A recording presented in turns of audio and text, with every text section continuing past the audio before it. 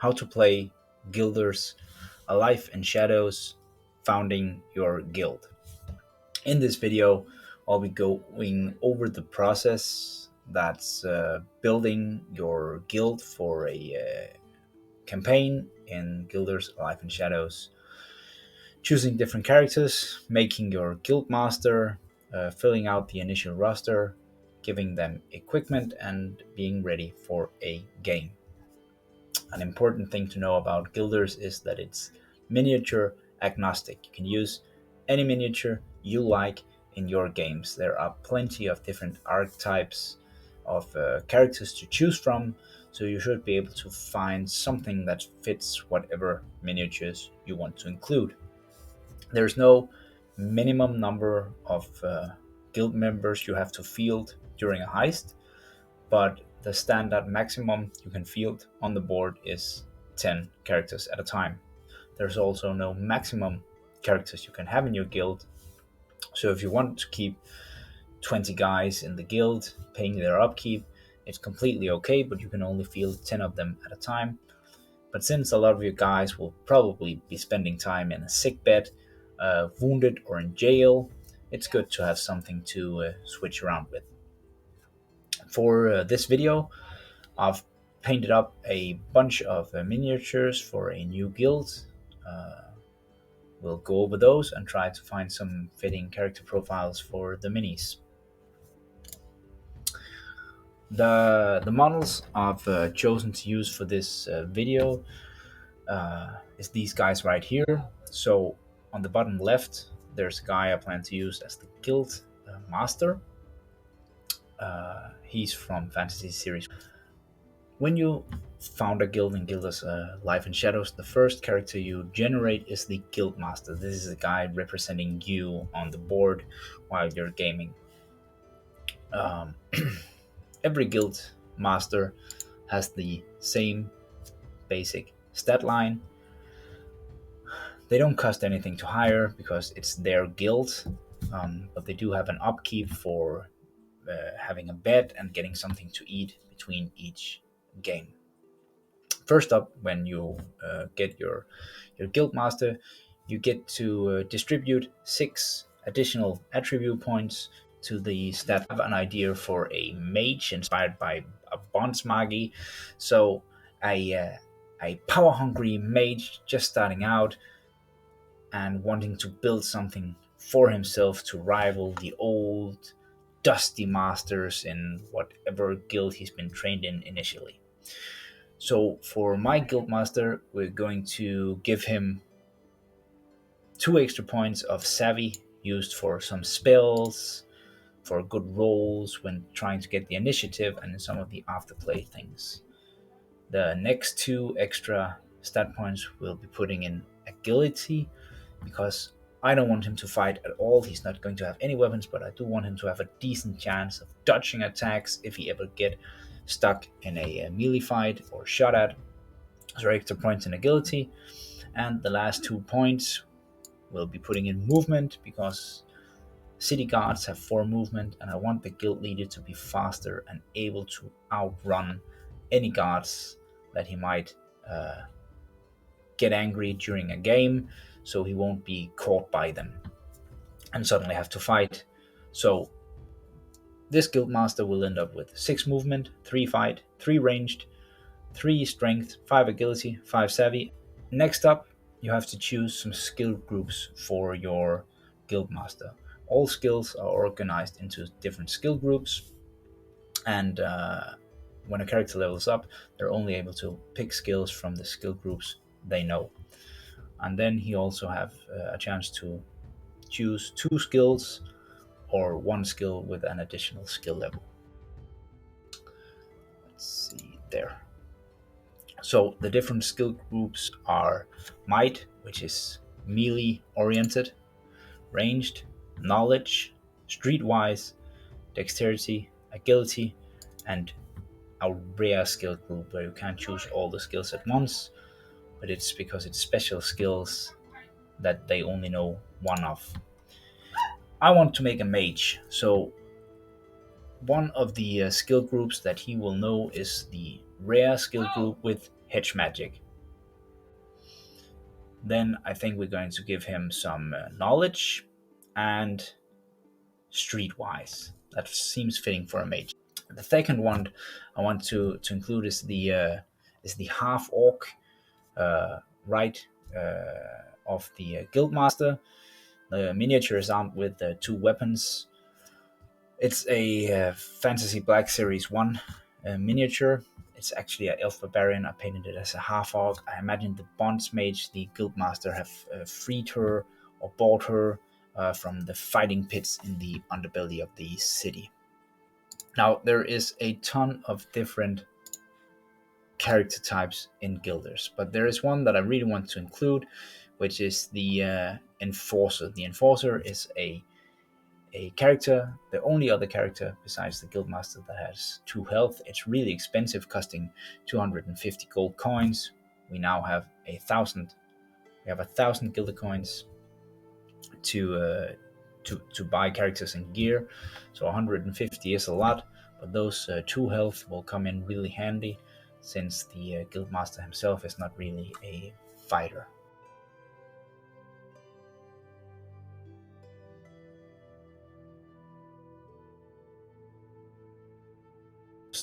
Skill groups: Might, Streetwise, and one non-rare skill group chosen by the player. Let's give my Enforcer starts with Might and Streetwise. I think we'll add some agility, so potentially the Enforcer can gain some skills that are good at climbing, jumping from roof to roofs, perhaps become like a death from above type of character. Next down here is a couple of thieves. These are from Massive Darkness to the right. Thieves are good to have. They're cheap. They can earn some money quickly for the guild with their pickpocket and lockpick skills. Let's use all 3 as thieves down here. The last miniature on the far right is from Dunkeldorf. Thieves here, hiring 50 gold coins. They have to choose if they have the lockpicking skill or the pickpocket skill when they start out. And the first time they level up, they choose one skill group that all their future skills have to be in. So they really don't know a lot of different. Let's go here and say thief, thief, thief. Let's pick. Let's have 1 being a pickpocket and 2 being lockpicking types. Lockpicking, and pickpocket, and wait with any kind of skills. Let's put out it here. The Enforcer is 150 Gilder coins. A thief is 50, 50, and 50.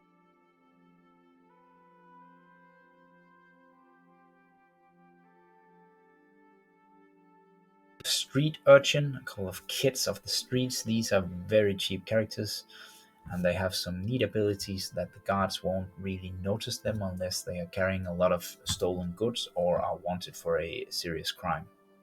These are both Dunkeldorf miniatures from the Kingpin of Dunkeldorf Kickstarter. Let's see here. There we go. The Street Urchin ST. Very cheap characters, only 15 Gilder coins to hire them. Very cheap in upkeep, but they do have terrible stats at anything relating to fighting. They only have 1 strength. They can't really carry that much off the board, but it is pretty much a secured loot item that they get to bring out.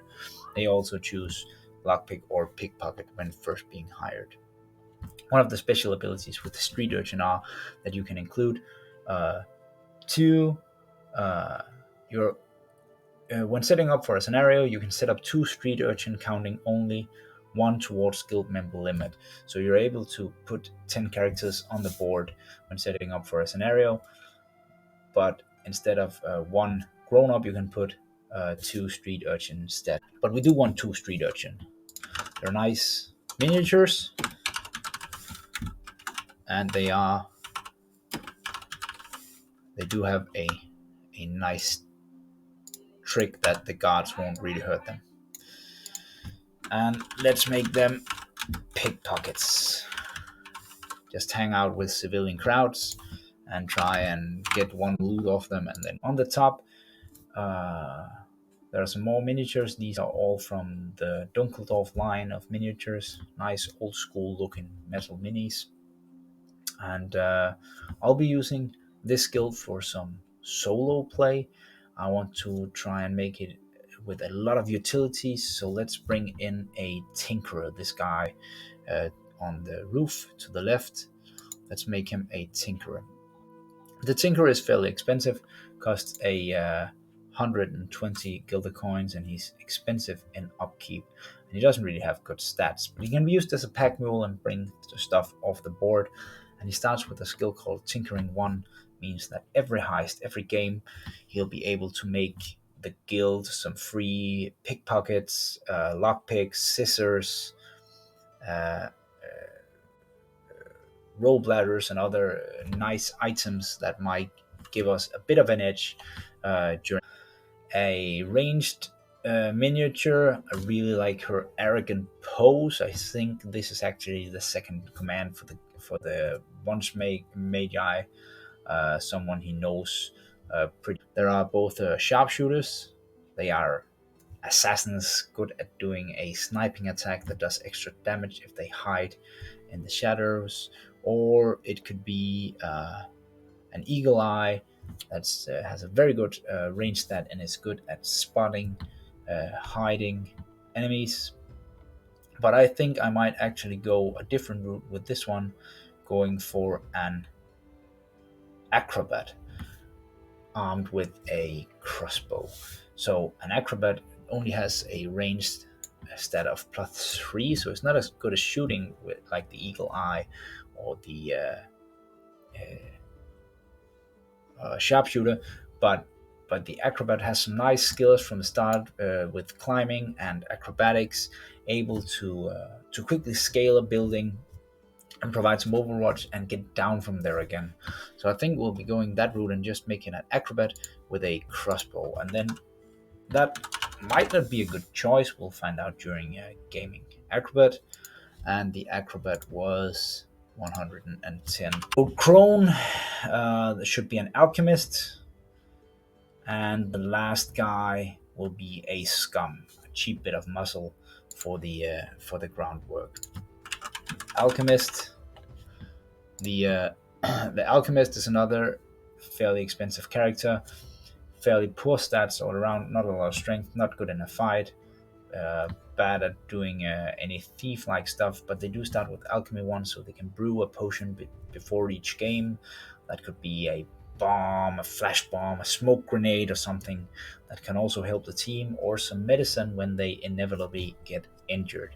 They also have the doctor skill that makes for a reroll when doing injury. See how much gilder coins we've used at this point of the 1,000 that you start with when founding a guild.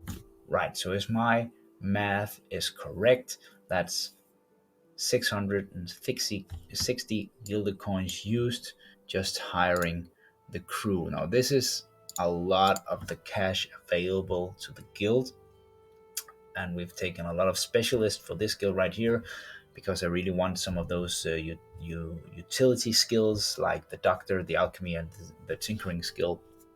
But it's time to give these guys a bit of items. When you make a guild in Guilders Life in Shadows, you after hire some guys, you go to the marketplace, and there's a lot of different item types that you can pick from. There are melee weapons, various ranged weapons, armor.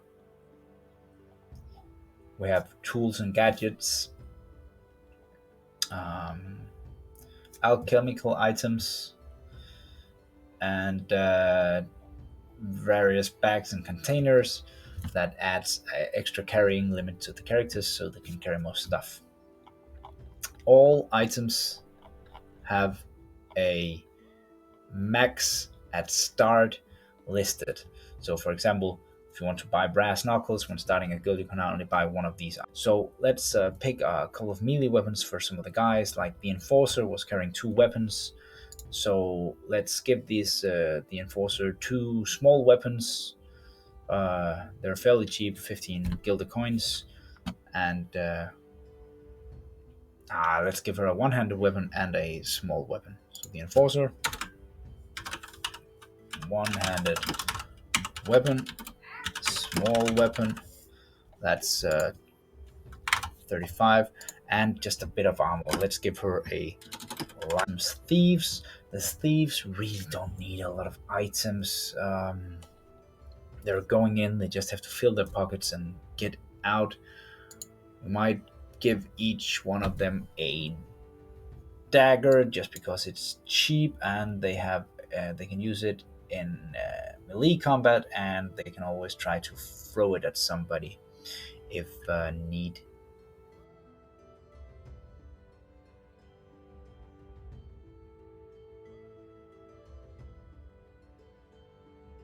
Street urchin, they're not getting any kind of guild. They only have 1 strength. They can only carry 1 item, and we want to use that item for their loot. So they're not getting any items. They're just in a bad situation if they get in a fight. The tinkerer really shouldn't be getting into a fight either. So let's give the tinkerer. What kind of stat does tinkerer have? It's pretty bad at range combat, only 2. We'll just give the tinkerer a quarterstaff, and the alchemist can get a bola. The bola is a ranged weapon that can cause a knockout, so it won't cause any alarm. It won't make you infamous with the guards because it's not a deadly weapon, but it does have the ability to incapacitate a guard for a couple of turns, so that might be a good idea. And the alchemist is fairly good in the range stat because they have to be able to throw bombs. Acrobat should be armed with a crossbow. Might be getting into I don't know. Is it going to get into a fight? Yeah, let's give them a small melee weapon for just in case. Small melee weapon, and I don't think we're going to give the acrobat any armor in this case because I really want to keep her out of trouble, climbing the roofs, trying to find cover. And lastly, we need to give something for the scum. Uh, the model is carrying a large hammer, so let's give this character either a club or I think the club could knock out enemies. It's a cheap weapon, but there's also under the um, tools and gadgets, the guild is able to start with 1 crowbar. It's expensive. It works exactly like a club. It's a knockout weapon, but it does give the scum a better chance of just smashing down doors when we're not going to be quiet and use a guild. So that's 820 gilded coins used from the start, and we haven't even bought any items for the guildmaster. I'm unsure what kind of items we should buy for the guildmaster, him being a mage and all. I really don't want him to get in a fight at all. He has a decent fight stat from the start, but I don't want him to take a beating on the head. He really needs to be able to use his magic, and he should also have some strength left to carry off some loot items. So I think we'll be giving him simply a bola, so he has a non-lethal ranged attack, asking us to a total of 830 gilded coins. Now you start the game with 1,000 gilded coins, so we still have 170 left. That's a lot of extra equipment. We could buy some extra light armor for one of the guys, perhaps the scum, but it's also good to keep a bit of cash in the guild coffers, because if you have a very bad heist, you still have to pay upkeep for all these guys, and the thieves are 2 gilded coins in upkeep. The street urchins are only 1, but the tinkerer, the alchemist, and the enforcer are expensive in their upkeep. So if it's a bad heist and we don't really get any money away from it, and a couple of guys get hurt, it's good to have some gold in the. Now that's the process for making a guild in Guilders Alive in Shadows. Use whatever miniatures you like, create a guild master, find some kind of story. Do you want to build a fighter, a master thief, or a magician? You can do that. Pick out some of the different character types. There's plenty of gold to build an elite team or a smaller team with very great items, or simply go all in on thieves and give them all the good gadgets. It's completely up to you. Thanks for watching. Until next time, have a nice day.